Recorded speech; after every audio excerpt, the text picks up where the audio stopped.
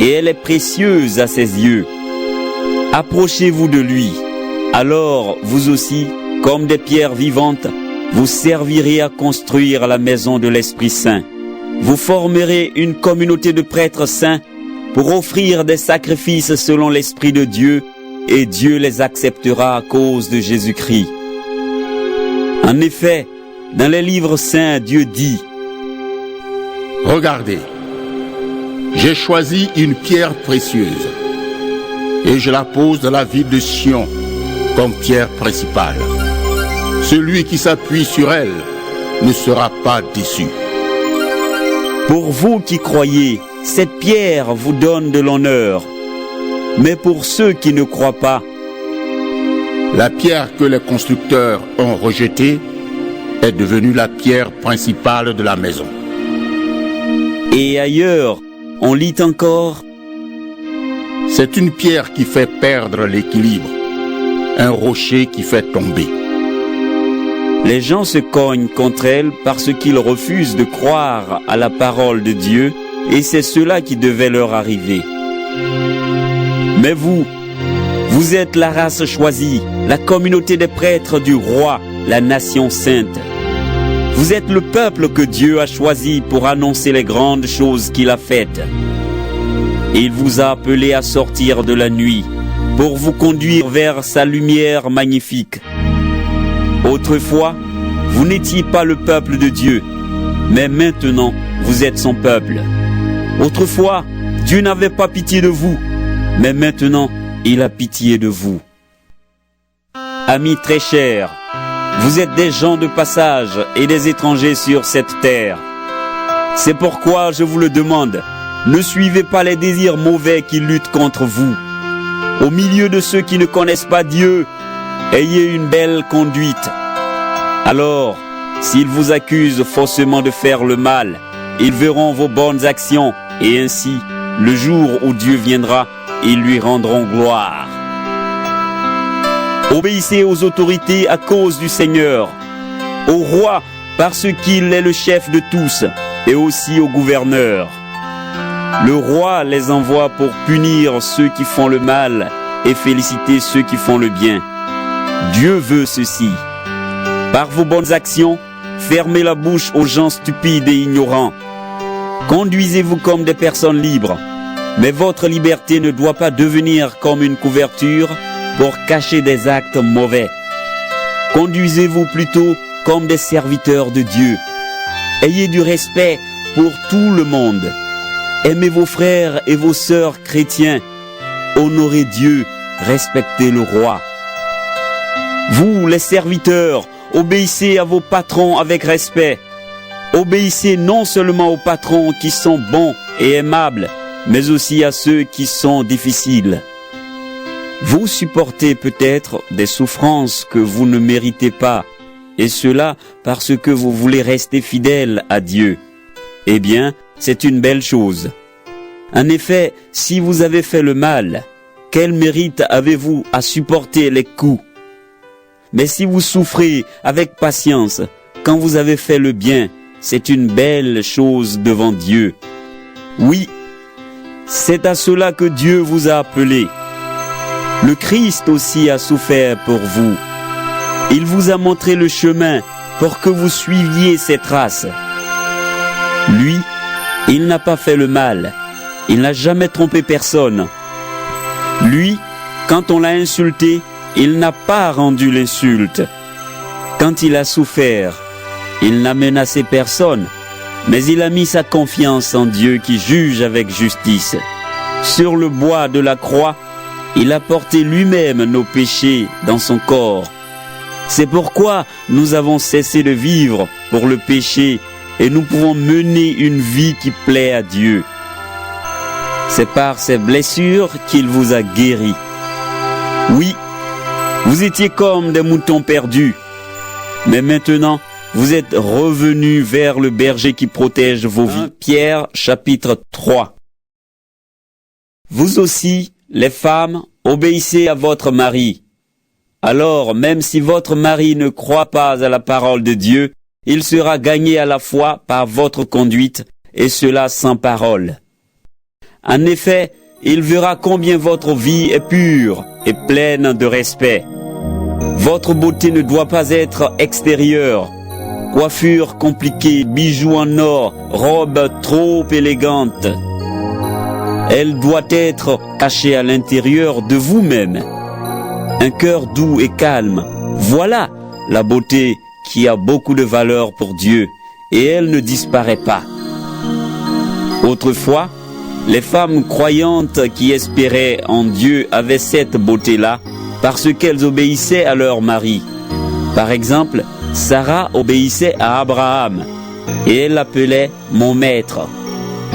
Maintenant, vous êtes ses filles si vous faites le bien sans vous laisser troubler par aucune peur. Vous aussi, les maris, dans votre vie commune, prenez soin de votre femme. Les femmes sont plus fragiles. Vous devez en tenir compte. Traitez-les avec respect puisque comme vous, elles recevront le don de la vraie vie. Si vous faites cela, rien ne vous arrêtera dans vos prières. Enfin, ayez tous les mêmes pensées et les mêmes sentiments. Aimez-vous comme des frères et des sœurs. Soyez bons et faites-vous petits les uns devant les autres. Ne rendez pas le mal pour le mal. Ne rendez pas l'insulte pour l'insulte. Au contraire, répondez « Que Dieu te bénisse ». En effet, quand Dieu vous a appelé, c'était pour vous donner une bénédiction. Les livres saints disent « Est-ce que tu veux avoir une vie agréable et connaître des jours heureux? Alors, ne dis pas de mal des autres. Évite les mensonges. Fuis le mal et fais le bien.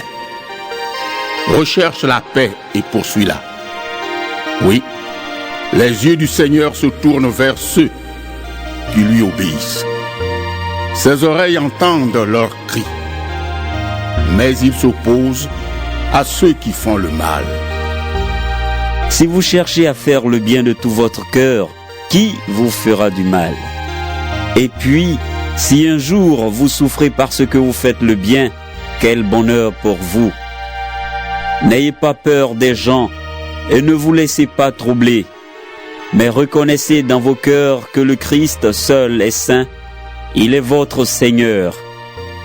Quand on vous demande pourquoi vous espérez, soyez toujours prêts à donner des explications. Mais faites-le avec douceur et respect, avec une conscience pure. Alors, quand des gens vous accusent faussement sur un point, quand ils vous insultent parce que vous vous conduisez en chrétien, ils seront couverts de honte. Oui, il vaut mieux souffrir en faisant le bien, si Dieu veut cela, plutôt que de souffrir en faisant le mal. En effet, le Christ lui-même est mort une fois pour toutes pour les péchés des êtres humains. Lui qui était innocent, il est mort pour des coupables, afin de vous conduire à Dieu. Lui, il a été tué dans son corps, mais l'Esprit Saint lui a rendu la vie. Alors, il est allé annoncer la bonne nouvelle aux morts qui étaient en prison. Ces morts sont ceux qui ont désobéi à Dieu autrefois, quand Dieu faisait durer sa patience. C'était au moment où Noé construisait son bateau. Peu de personnes, 8 en tout, sont entrées dans ce bateau et ont été sauvées à travers l'eau. C'est une image du baptême qui vous sauve aujourd'hui, vous aussi. Le baptême n'enlève pas la saleté du corps, non. Être baptisé, c'est répondre à l'appel de Dieu avec une conscience pure. Le baptême vous sauve parce que Jésus-Christ s'est levé de la mort. Il est monté au ciel. Il est à la droite de Dieu. Maintenant, il est plus puissant que tous les anges et tous les esprits qui ont autorité et pouvoir. 1 Pierre, chapitre 4. Le Christ a souffert dans son corps. Alors, vous aussi, soyez sûrs d'une chose. Le chrétien qui souffre dans son corps a laissé le péché. Pour vous, cette pensée doit être une arme de combat. Pendant le temps qui vous reste à vivre sur la terre, ne suivez pas les mauvais désirs humains, mais suivez la volonté de Dieu. Oui, autrefois, vous avez trop souvent voulu faire comme ceux qui ne connaissent pas Dieu. Vous vous conduisiez n'importe comment, vous étiez jaloux, ivrognes, vous mangiez trop, vous buviez trop, vous adoriez les faux dieux, ce qui est une chose horrible. Maintenant, ces gens-là sont surpris. Vous n'allez plus avec eux, vous ne participez plus à leur vie qui déborde d'actions honteuses, et ils vous insultent. Mais ils rendront compte de leurs actes à Dieu, qui est prêt à juger les vivants et les morts.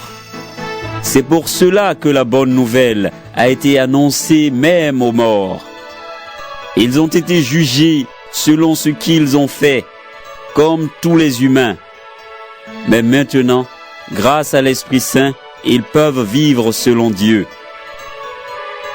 C'est bientôt la fin du monde. Alors soyez des sages et restez sobres pour pouvoir prier. Avant tout, aimez-vous de tout votre cœur parce que l'amour efface beaucoup de péchés.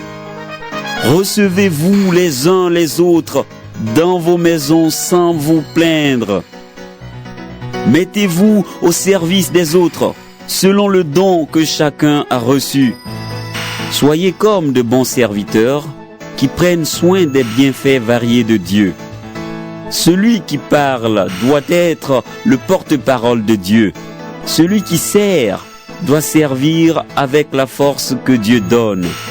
Alors, par Jésus-Christ, Dieu recevra la gloire en toutes choses. À lui la gloire et la puissance pour toujours. Amen. Amis très chers, vous êtes dans le feu de la souffrance. Ne soyez pas surpris. Ce n'est pas étonnant. Ce feu va montrer ce que vous valez. Si vraiment vous participez aux souffrances du Christ, soyez joyeux. Alors, quand vous verrez sa gloire, vous serez également heureux et plein de joie. Si on vous insulte parce que vous êtes disciple du Christ, quel bonheur pour vous! L'Esprit de Dieu, l'Esprit glorieux est sur vous. Parmi vous, si quelqu'un souffre, il ne faut pas que cela lui arrive parce qu'il a tué, parce qu'il a volé, parce qu'il a fait le mal ou parce qu'il a semé le désordre. Mais s'il souffre parce qu'il est chrétien, il ne doit pas avoir honte. Il doit plutôt remercier Dieu de pouvoir porter le nom du Christ. Oui, c'est le début du jugement. Et il commence par la famille de Dieu. S'il commence par nous, qu'est-ce qui va arriver à la fin à ceux qui ne veulent pas croire à la bonne nouvelle de Dieu? Les livres saints disent: c'est déjà difficile pour des gens qui font le bien d'être sauvés. Alors les gens mauvais et les pécheurs, qu'est-ce qu'ils vont devenir? Ainsi, ceux qui souffrent en faisant ce que Dieu veut doivent se confier à leur Créateur, qui est fidèle, et continuer à faire le bien. 1 Pierre, chapitre 5. Maintenant, je parle aux anciens qui sont au milieu de vous. Moi, je suis ancien comme vous. J'ai été témoin des souffrances du Christ et je dois participer à la gloire qui va paraître. Prenez soin du troupeau que Dieu vous a confié. Ne faites pas cela comme si vous étiez forcés, mais de bon cœur, comme Dieu le veut. Agissez non pour gagner de l'argent, mais par amour. Avec ceux que Dieu vous a confiés, ne soyez pas des chefs durs, mais devenez les modèles du troupeau. Ainsi, quand le chef des bergers viendra, vous recevrez pour toujours une récompense pleine de gloire. Vous aussi, les jeunes, obéissez aux anciens. Et vous tous, faites-vous petits les uns devant les autres. Les livres saints disent: Dieu résiste aux orgueilleux, mais il donne son amour aux petits. Faites-vous petits, sous la main puissante de Dieu,